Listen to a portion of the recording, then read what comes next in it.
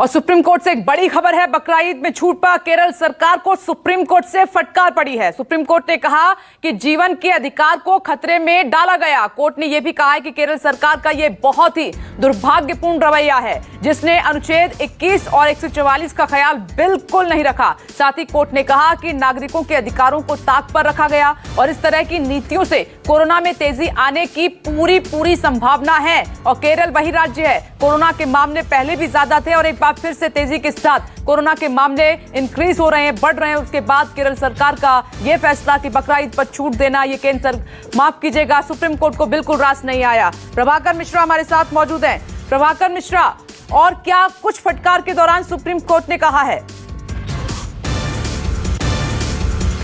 देखिए, एक बात तो तय हो गई कि जो सुप्रीम कोर्ट ने जो टिप्पणी की है, हालांकि सुप्रीम कोर्ट ने कोई आदेश सुप्रीम कोर्ट ने कुछ जो बकरीद को लेकर लॉकडाउन में जो रियायतें दी गई हैं उसको लेकर के कोर्ट ने कोई आदेश पारित नहीं किया है, लेकिन कोर्ट ने अपने आदेश में कुछ सख्त टिप्पणी की है। वो टिप्पणी ये है कि जिस तरह से केरल सरकार ने लोगों के जीवन के अधिकार के साथ खिलवाड़ किया है, उस पर सुप्रीम कोर्ट ने ऐतराज जताया है। और साथ ही कोर्ट ने भी कह दिया है कि अगर किसी को लगता है कि इस लॉकडाउन के दौरान ढील देने से संक्रमण बढ़ा है या कोई प्रभावित हुआ है, तो सुप्रीम कोर्ट का दरवाजा खटखटा सकता है। और ये संदेश है, ये समझने की जरूरत है, क्योंकि जिस दिन सुप्रीम कोर्ट ने उत्तर प्रदेश में कांवड़ यात्रा को लेकर सख्त टिप्पणी की थी, उसी दिन केरल सरकार की तरफ से बकरीद के लिए लॉकडाउन में 3 दिन की छूट दी गई थी। और याचिकाकर्ता की तारीफ करते हुए सुप्रीम कोर्ट ने कहा कि अच्छी बात है कि सुप्रीम कोर्ट के संज्ञान में इस बात को लाया गया है, लेकिन जिस तरह से गैर जरूरी सेवाओं के मामले में भी केरल सरकार ने लॉकडाउन में छूट दी है, वो सही नहीं है। तो एक तरह से कहें कि केरल सरकार के लिए एक तरह से राहत की बात जरूर है कि कोर्ट ने कोई आदेश नहीं दिया, इस लॉकडाउन को लेकर के जो सरकार का फैसला था उस पर कोई आदेश नहीं दिया। और वो इसलिए टेक्निकली तौर पर इसलिए कि अब कोर्ट ने कहा कि अब कोई फायदा नहीं होता है, इसलिए कि जो लॉकडाउन की जो ढील वाली जो तारीख थी वो टल गई है, अब कोई फायदा नहीं होता है। बिल्कुल, लेकिन ये सवाल बड़ा है। सुप्रीम कोर्ट ने जो केरल सरकार को लेकर जो टिप्पणी की है, ये बड़ा सवाल है कि कहीं न कहीं केरल सरकार ने लोगों के जीवन की स्वतंत्रता के साथ खिलवाड़ किया है। प्रभाकर मिश्रा, आप बने रहे हमारे साथ। देखिए, सुप्रीम कोर्ट ने कोई आदेश पारित नहीं किया है, लेकिन उन्होंने टिप्पणी की है। केरल सरकार ने जो दुर्भाग्यपूर्ण फैसला लिया, कोरोना काल में 3 दिन की छूट दी है और लोगों के जीवन को खतरे में डाला है, इसको कोर्ट ने सही नहीं ठहराया है। अब आगे बढ़ते हैं, बात करते हैं किसानों की, बात करते हैं कृषि कानूनों की।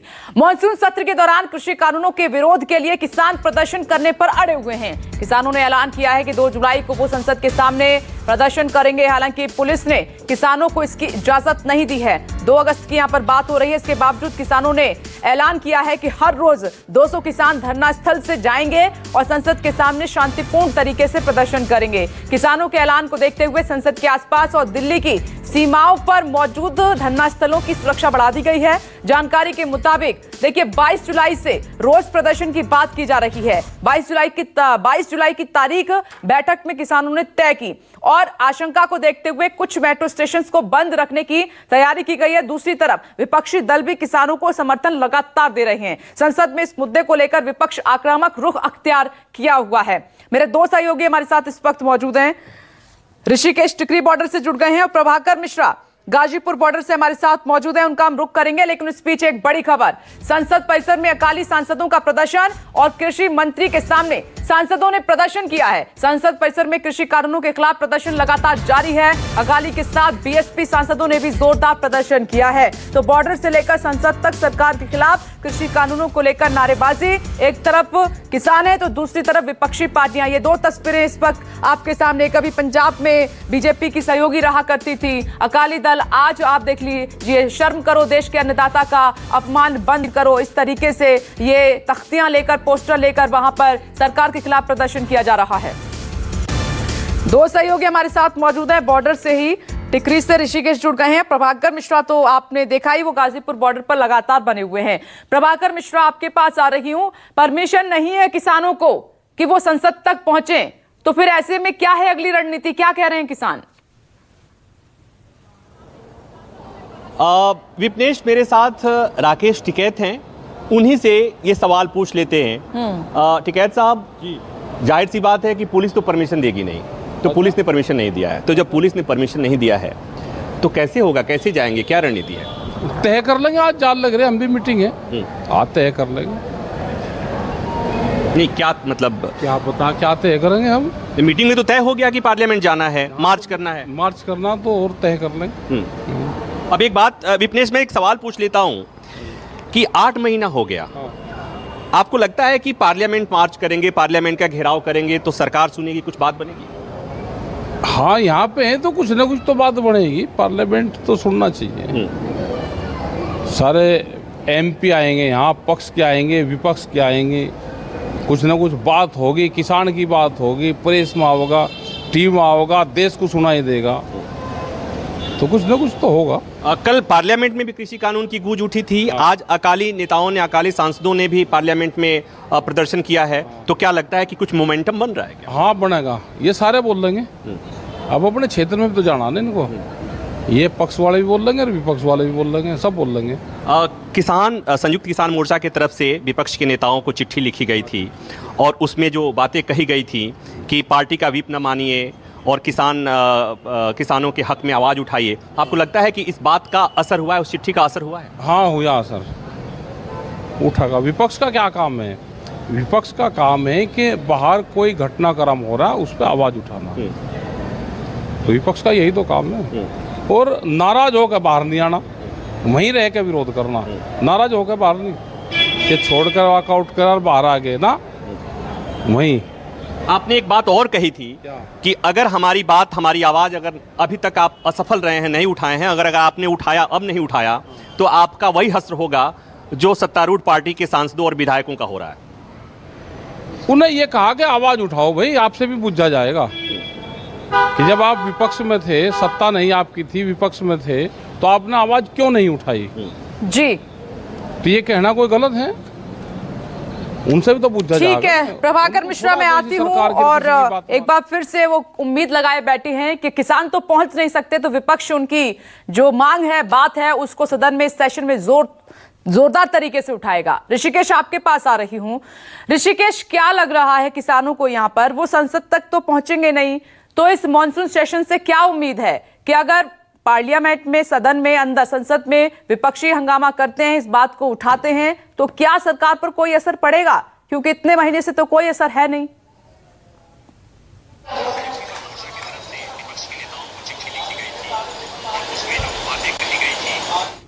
ऋषिकेश,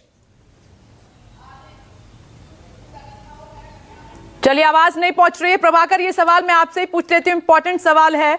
जिस तरीके से राकेश टिकैत को हम सुन रहे थे, उनको उम्मीद है कि विपक्ष उनकी बात को, उनकी मांग को जोरदार तरीके से सदन में उठाएगा। अगर उठाता भी है तो सरकार पर क्या असर होने वाला है?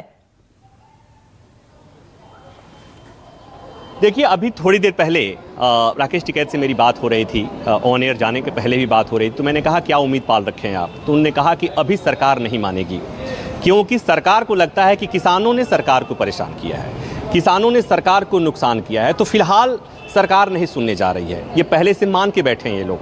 मतलब ये, तो फिर उसके बाद क्या होगा? तो उसके बाद की रणनीति ये है कि इस मोर्चे को, इस आंदोलन को और तेज करने की रणनीति बनाई जाएगी। तो फिलहाल अभी ये है, उसी रणनीति का हिस्सा है कि पार्लियामेंट सेशन के दौरान, जैसा हम पहले से कॉल किया हुआ है कि 22 तारीख से, परसों से संसद मार्च किया जाएगा और उसके बाद फिर कोई नई रणनीति बनाई होगी। आपने देखा होगा कि इस 8 महीने में किसान संगठनों ने अपने रणनीति में समय समय पर बदलाव किया है, चाहे वो कभी चक्का जाम हो, चाहे वो भारत बंद की बात की गई हो, या जगह जगह हाईवेज पर प्रदर्शन किया गया हो, चाहे अब दिल्ली कूच की बात हुई थी, अब पार्लियामेंट कूच की बात हो रही है।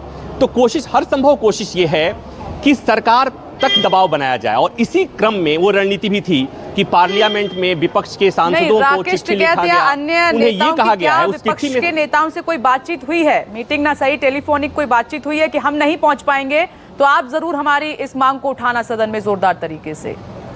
कुछ ऐसा ही लग रहा था बात से। तो देखिए, लगातार सामने बातें भले नहीं होती हैं, लेकिन पीछे बातें होती हैं लगातार, और उसका असर आपने देखा हो कि अभी अकाली सांसदों ने संसद में आवाज उठाई, कल कृषि कानून को लेकर संसद में नारेबाजी हुई। तो ये ऐसे ही नहीं हुआ, इसके पीछे पूरी की पूरी एक रणनीति बन रही है, लगातार रणनीति बन रही है और लगातार विपक्ष के नेता और किसान संगठन के नेता संपर्क में हैं। और अगर ये जासूसी वाला मामले की गूंज अगर आज पार्लियामेंट में नहीं होती तो निश्चित तौर पर जल्दी से आती हूं प्रभाकर मिश्रा आपके पास। एक बार मुझे ऋषिकेश के पास भी जाना है, वक्त की कमी है। ऋषिकेश, आपके साथ किसान मौजूद है, जरा उनसे बातचीत कीजिए कि वो नहीं पहुंच पाए तो फिर क्या उम्मीद है सेशन से उनको?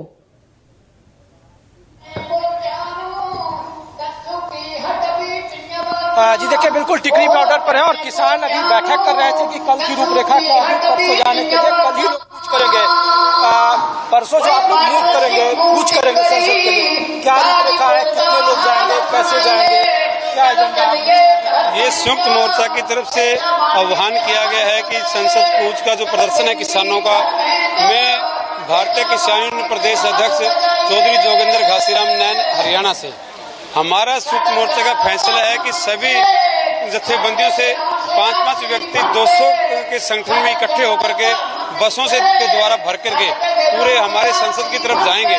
सरकार हमारे को चाहे कितने भी प्रयास करे, हम हर दिन 22 जुलाई से लेकर के 13 अगस्त तक जब संसद चलेगी, हर दिन किसान अपना प्रदर्शन करने के लिए जाएगा। और संयुक्त मोर्चा की तरफ से एक काल और दी गई है कि जितने भी हमारे विपक्ष के राज्यसभा में और लोकसभा के अंदर सांसद हैं, उन सभी सांसदों से किसानों के द्वारा अपील की गई है कि वो जब तक संसद चले उस मानसून सत्र के अंदर लोकसभा से वो आउट ना करें, हमारी किसान के समर्थन में अंदर जो मजबूती से आवाज उठाएं और हमारे हकों के लिए संसद के अंदर पूरा दखल रखें। और जब तक संसद चलेगी, हम संसद के बाहर पूरी मजबूती से डट करके किसान के पक्ष में आवाज उठाएंगे।